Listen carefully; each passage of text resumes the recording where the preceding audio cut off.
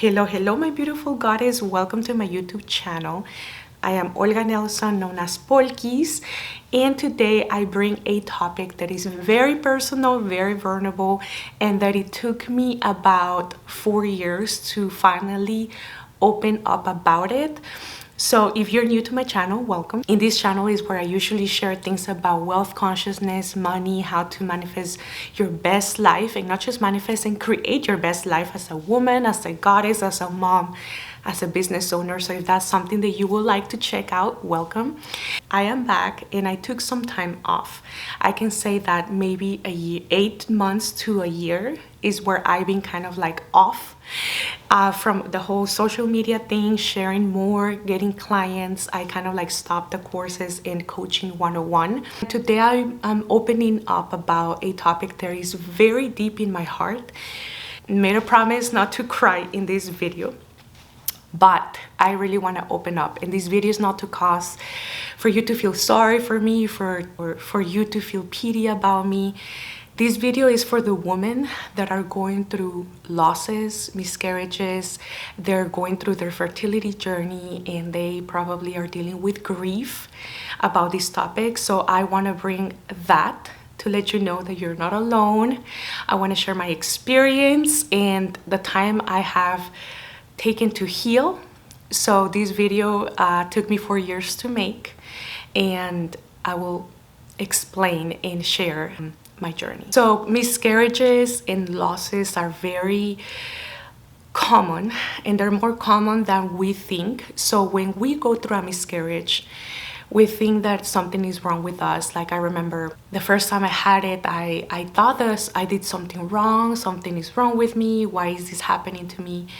And once I started talking about it in my circle, in my close circle, I noticed that it's more common than we think it is. So that's why I wanted to make this video more public, to share my experience, to finally open about it and open myself to it, because I feel that when I do this, I can finally move forward from this phase, and I am making space for the new projects I have, for the new topics I want to talk and be back. I haven't given up. I just slow down, and as long as we keep moving forward 1% a day, it's more than enough. My first experience having a miscarriage was in January 2021. This was my first pregnancy ever, and it was when we were recently married. Me and my husband got married in November 2020, and I think we actually got pregnant in the wedding night, just like the movies. We found out that we were pregnant. We were not ready. We were kind of like, what? This happened too soon. We just got married. But we still, were excited, and we wanted to have this baby, and I wasn't sure. I just didn't know that it was going to happen that soon, in my experience. We didn't tell our family. We wanted to wait the 3 months mark, and if Christmas, everything was good. The first Monday of January, it was January 8th, I believe, if I can remember, I had my first ultrasound, my first appointment for prenatal care. And I was supposed to be 9 weeks according to my last day of my period, and according to that, right? Like I was supposed to be 9 weeks pregnant.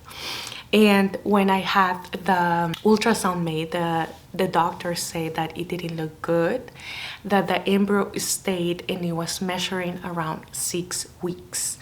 I did not know what that meant. And this time, it was around COVID time, so my husband couldn't go inside the room. And it was very scary because I started crying, I panicked, I was in shock. I just didn't know that was happening to me. That's something I read in the book, like when you get pregnant, you buy all the books. And they talk about like miscarriages is like 20-30% of women that are pregnant go through a miscarriage. Is more common than we think it is. I just didn't know I was gonna fall into that percentile, and I was so scared. I didn't know what it meant. I was just like, what? And I remember that really hit me. And then I told my husband, and I remember that suggested a DNC. And the thing is that My body didn't know it was having a miscarriage until the doctor told me. So I realized that the mind didn't know.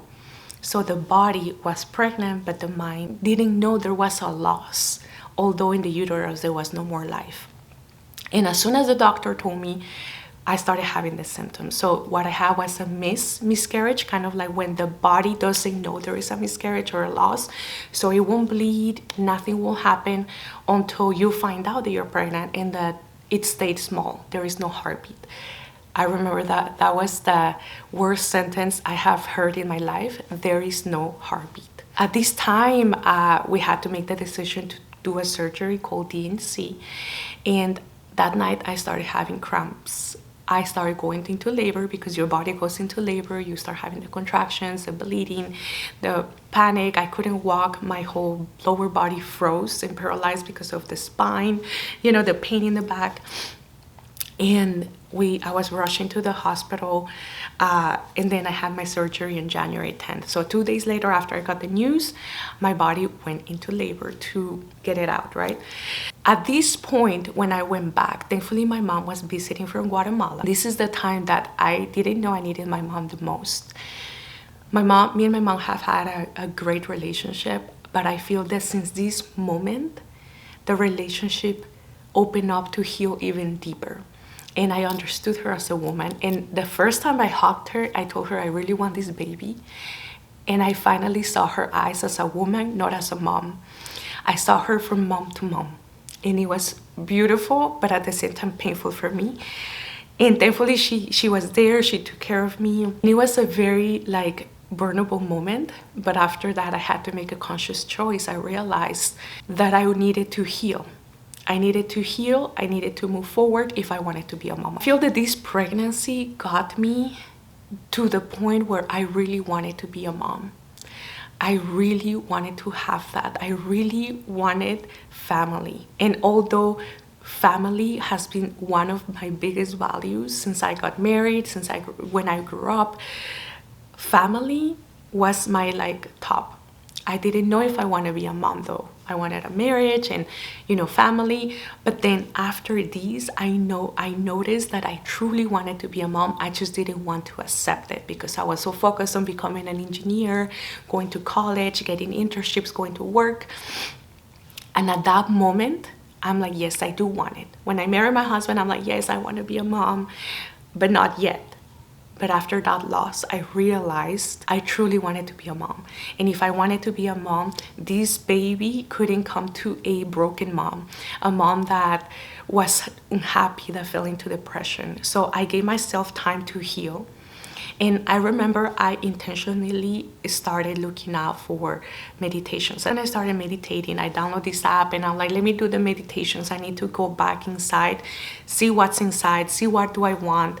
And I found more of the wellness. I was already doing keto, already eating good, started working out. So I had that going on. So I focused more on that. But this miscarriage showed me that I needed to prepare and start looking inside, start going inwards. And I started a gratitude journey where every morning for the next 3 months, I wrote that I was grateful for my fertile body. I was grateful for my hormones. I was grateful for my womb, for my health.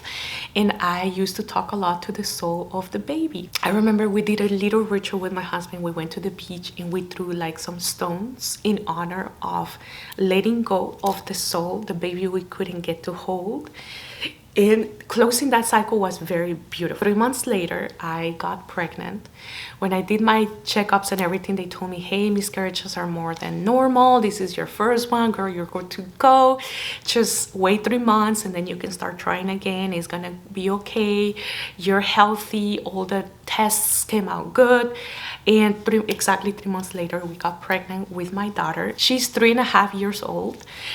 She's so funny, so amazing, and honestly, that pregnancy, I enjoyed it. I remember when I went to see her ultrasound and there was a heartbeat, my heart just exploded of emotion. I was afraid, of course, because you have some fear, right? Of like, is this gonna happen again? Now if I know what loss feels like. There was a heartbeat, and she grew up strong, very beautiful, and that pregnancy, I enjoyed it. And I feel that the first miscarriage happened so I can be appreciative. I can finally found that I really wanted to be a mom. I just didn't want to accept it, that I was ready to be a mom. Accelerated the process to heal. And I really enjoyed that pregnancy. I remember I will be grateful. Even if I had symptoms, I was grateful about them. I had so much grace with myself because I knew what not having it and losing it, what having it and losing it felt like. So this time that I fully had it, I wanted to embrace every moment. I remember I enjoyed the pregnancy. I went to my massages, I went to the chiropractor. I did a lot of things to enjoy my pregnancy. I worked out, I danced, I walked, I ate what I wanted, taking care of my body, of course, and I enjoyed it. And also the first miscarriage taught me to enjoy my motherhood journey. In those long nights, long days, and still to today, the days are long, the years are very short. That's what they say in motherhood, and it's true. I always remember of the great, amazing gift that God gave me, the opportunity. And every morning I tell Maya, thank you for choosing me and thank you for staying. And I feel that it really makes me appreciate my daughter even more. I feel so grateful for that. The years passed by, Maya's growing, and we decided to grow our family, right? When it's time. That's the thing, when you get married, people start asking, when are you gonna have kids? And then you pop the first kid out, and then they're like, when are you gonna have the second kid? The kid is alone. You guys can make more. And I don't think people know how insensitive those comments are, because everybody has a different journey. Everybody has a different thing that they're healing inside, that they're going through, and it's so sensitive to pressure someone into something so big and so meaningful that is family, marriage, or having kids. And some of us are going through hardships, losses. Some people are going through infertility, and it's so insensitive to put that pressure, unnecessary pressure, into people, asking them when they're gonna be parents, because you never know what's happening inside those homes, inside those marriages. So be mindful.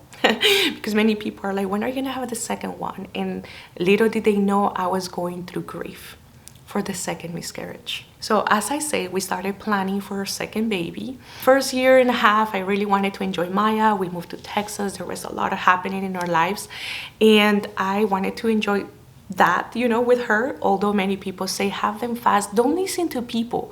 You listen to your soul.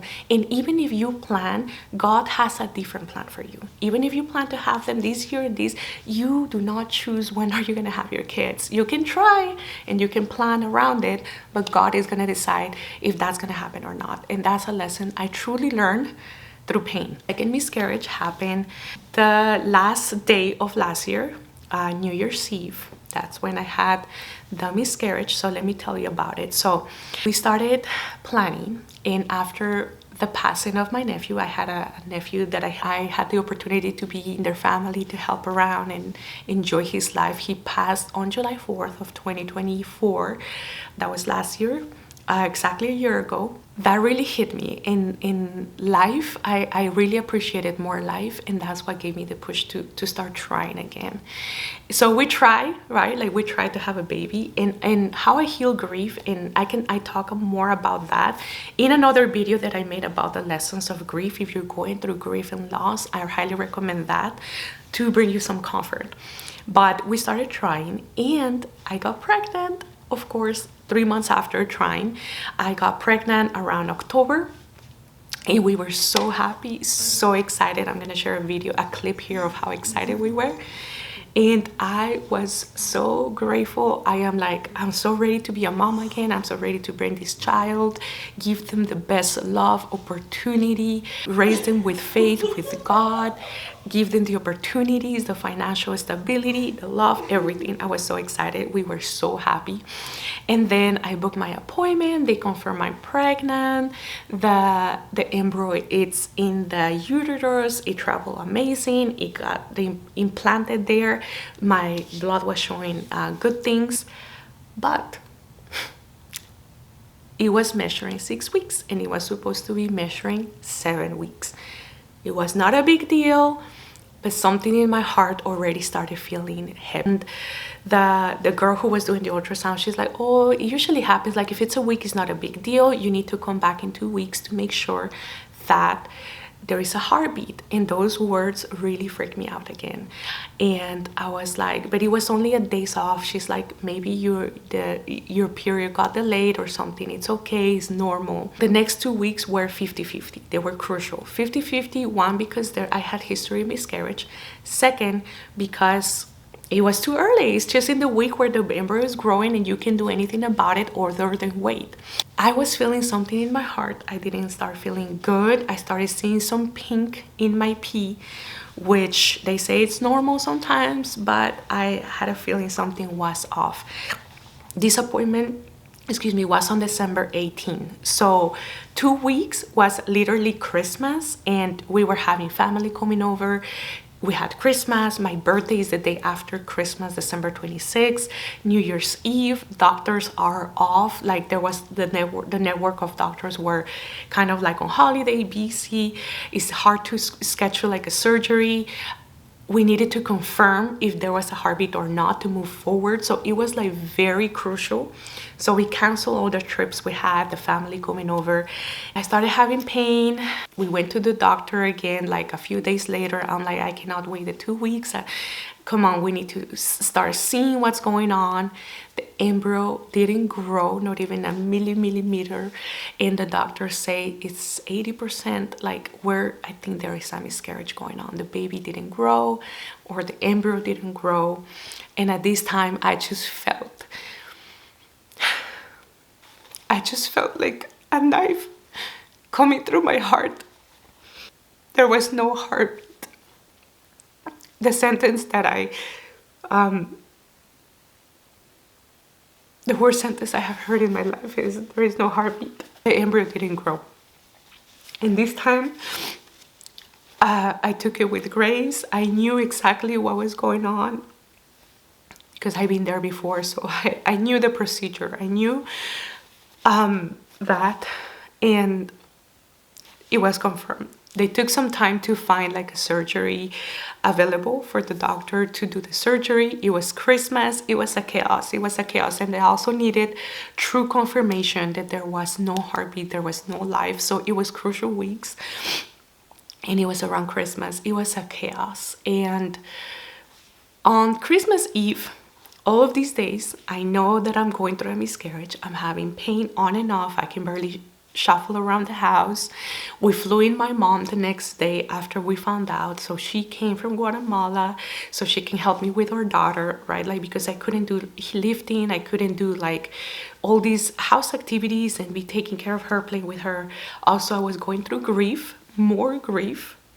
Remember, my nephew passed just 5 months ago of this date. On December 24th, Christmas Eve, I say, you know what, we're gonna go to church. We were gonna go to the service. I got ready and I'm like, yeah, I can get in the car. I have pain, but I put a pad on because we were just waiting for the surgery. We were waiting for them to schedule a surgery. And it was crucial because they didn't want to confirm the miscarriage because of the time. But also I was not having extreme pain until Christmas Eve. Christmas Eve, we had to run to the emergency. The pain became from 0 to 10, it became like a 9. I couldn't walk, I couldn't stand straight, and I was ready to go to church. I'm like, I can go sit down for an hour to church and come back and sit at the couch. We were rushed into the emergency with my husband. We were there like for 5 hours. That was my Christmas Eve. And the pain was a 9. That's where they truly confirm 100% there is a miscarriage. I started going into labor. Your body started going into labor again.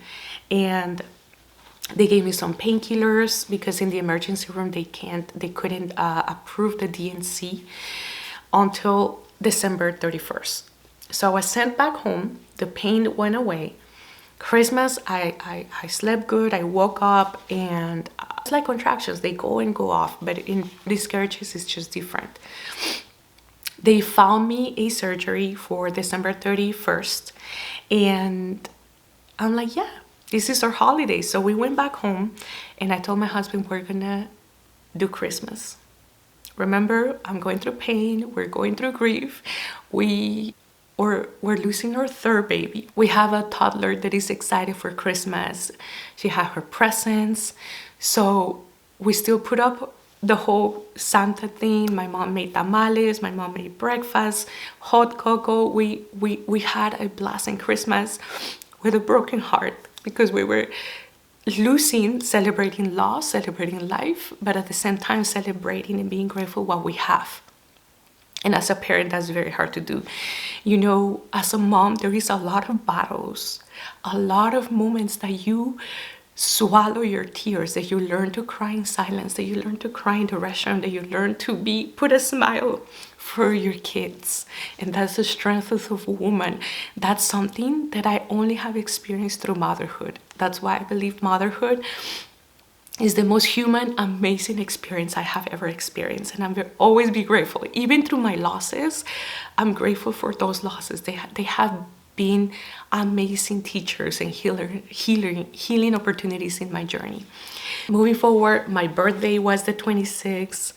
My husband cooked something for me. I was at home. I put, some makeup on. He got me a cake. We celebrated with tears because, we know I'm having a surgery in a couple of days, but we made the best out of life. Our daughter never found out that we were going through a heartbreak. My mom was there to support me again. Thank you, Mom. I love you. Te amo, mami, muchísimo. So that was my holidays, the last holidays. And then December 31st, we had the surgery. So we were in there. December 31st, that was my New Year's Eve. And it was a closing of a cycle. I know that all of the bad experiences that happen are for a bigger reason that we won't know. We will never find out until we are more evolved souls out of this human experience. We won't know why. And then after the DNC, they set you like 3 months to like heal. So I healed. I was waiting to so I've been like healing all those 3 months, like January, February, March. And then we went to a fertility specialist because this is the second miscarriage.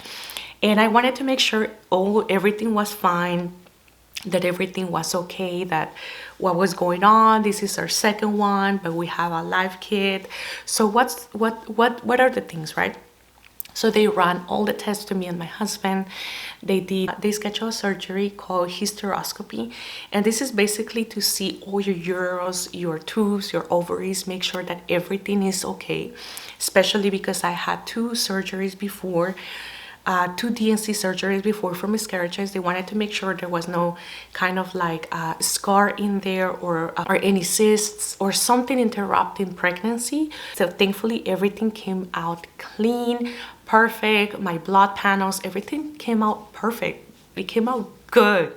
My hormones were balanced, no cysts, no PCOS, nothing of that. The only thing they found is the most likely not 100%, because as I say, we will never know 100% why we have miscarriages or we have these losses in our physical life. But one of the high kind of reasons why it happened is my blood circulation.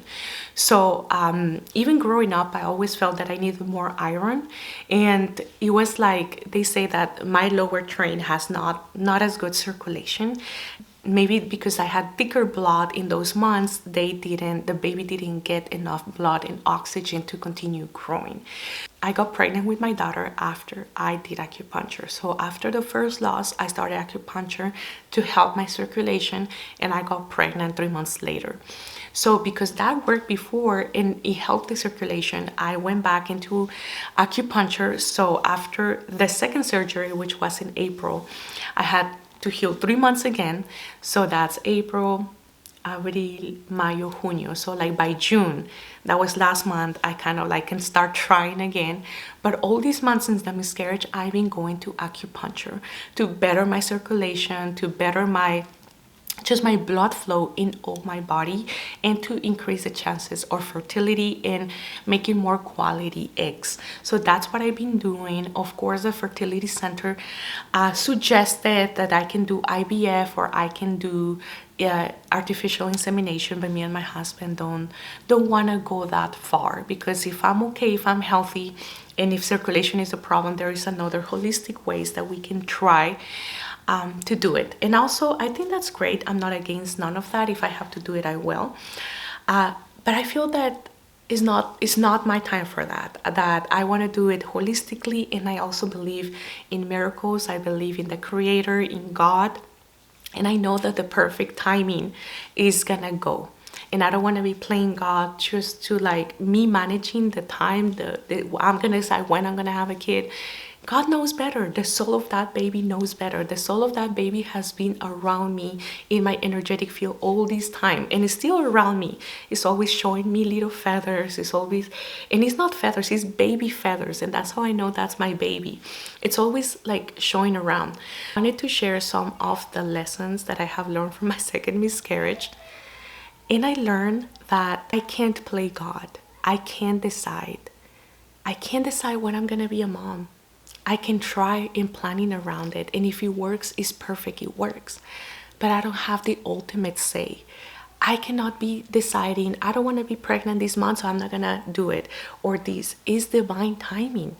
And I don't have control over that.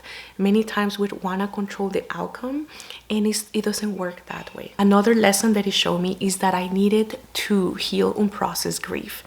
Remember, I mentioned before in another video that I lost my baby nephew. He was 13 years old, 5 months previous of getting pregnant, and I thought I was okay. I thought I was moving forward. Not until I lost something I loved the same year, 5 months apart. So it showed me that I needed to heal, and that's why I went to like a grief group called Grief Share, and it's a group for 13 weeks. I was going every Sunday to this grief therapy to process unprocessed grief, to let it out, to talk about it, to move forward, to take healthy steps towards healing.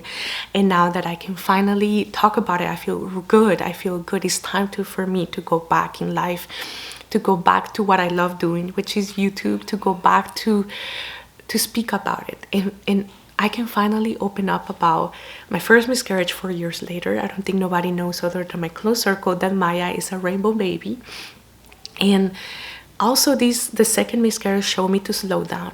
I was involved in many activities or things that were not aligned with what I wanted to do, and I was going 100% miles per hour. So it showed me to slow down, to realign my values. My values is faith, is God, family, my marriage, my motherhood journey, and of course, putting time into our businesses with my husband, and my passion, my mission that I love doing. I love doing YouTube since like 5.5 years ago, something like that.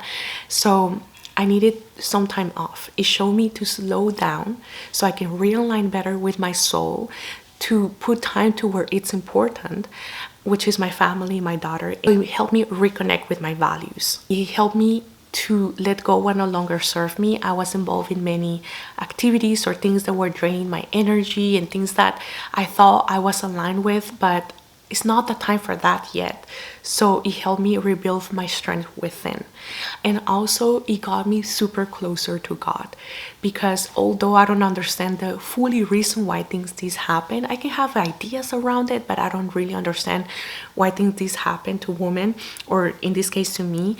It really brought my faith closer to God. Like, I've been super closer to God. I even renewed my baptism after my nephew passed away. That was a year ago in August. And then I had the loss, and then I'm like, you know what, God, I believe you have a bigger purpose. Also, it helped me look within. It helped me to see what I truly wanted out of my life experience, the thing that I was creating. What do I want? Also, it showed me to slow down, but not to disappear, because I really wanted to hide. I wanted to take it inside and not talk about it. But I can't do that. I can't hide. It's okay to take time to heal, but it's not okay to disappear and completely forget who you are. So if you're going through grief, if you're going through a miscarriage, it's okay to slow down. It's okay to take some time to revalue your values, what you need to change in your life, what you need to do, how do you want to experience this creation of life. Do more of that. Do more of the things that make you joy, and then but don't let yourself disappear. Don't let yourself fall into a depression. If you truly want your next baby, remember there is always hope. There is always faith. And this is just, I don't want to say like a test from life. It's just an experience to expand. That's another thing that I learned, is that everything that is bad, it's for the highest good. It's just cleansing us. And this is something I learned when I was going through the whole grief. I found the teachings of Kabbalah, and I wanted to like go deeper into that. I needed some time to heal. I needed positivity. So I started like watching and listening to podcasts and courses about Kabbalah. And they talk about this concept of every darkness, every dark moment you're going through your life is because light wants to come in. But your vessel, your container can't handle that light. It's just like when you see the sun, they explain this, when it's like when you see the sun, all you want to do is close your eyes, so you experience darkness. But it's because the light wants to come inside. So seeing it from that perspective, that all the darkness that I went through twice and all the healing I needed to do is to reshape me, is to realign my values, to reconnect with God. Nothing else matters, just your connection with God and your values. This will be my due date around the end of July, beginning of August, and that's why I feel that this is in honor to the soul that is still around me, to the soul that didn't get to manifest into physical reality this time. I know the time will come. I know my time will come, and I know your time will come to be holding that baby, to be holding your baby. And it's okay. God has a better plan, a bigger plan, and it's okay to go through those things. Give yourself grace. Going through grief, going through losses has made me more a present mom, because it made me appreciate my daughter even better, even more. I quit doing a lot of things. I am a stay-at-home mom. I help my husband in businesses and things, and I was doing polkis, I was taking clients, I was doing these courses, being on and on and on, and I had to stop that to be more present with my daughter. Although I don't work, but these were things that were taking energy, or I was pouring into other cups rather than my daughter. So it made me a more present mom, a stronger woman, that I can show my daughter to be resilient, and made my soul more aligned with my purpose. So now that I'm back here, I want to share more from my soul, and without the pressure of like, hey, I'm selling this course or doing this. This is just to share. So if you're a woman that is going through a miscarriage, through a loss, or you have been there, I just want you to let you know that you're not alone. You're not broken. You didn't do anything wrong. There is nothing you could have done better, or maybe if I didn't do, there is no ifs. There is only perfection of God. And I want to let you know that it's okay. Your time will come. You won't understand why this happened until much later. Until now, 4 years later, I can see why the first miscarriage happened, because now having my daughter, I can see that made me even a better mom for her. But I didn't know that back then when I was going through loss. And this miscarriage, maybe I'm starting to see why this happened, but I won't know until much later, or maybe until I pass away and my soul is seeing the whole picture of my life. But your time will come. Trust the process, trust God. Don't let outside negativity put that pressure on you, and take your time to heal. Go in your own rhythm, but don't forget about yourself. Don't disappear, and don't stop doing the things that fulfill your soul. You're not alone. I see you. I'm with you in your pain. I honor you and I love you. So that's where my journey is right now, and maybe in a future video I will be sharing my pregnancy of my second child. We will see. I'm excited. As for now, I let go of control, and I just want to focus on the things that make me happy, which is God, my family, my husband, my home, and like talking out here in polkis. Thank you for listening to my story. And if you're going through something similar, put some support in the comments for other women so they can see that they're not alone. This is not a taboo topic as we think it is, and there is more women going through it. So I love you, goddesses, and I'll see you in the next video. Bye.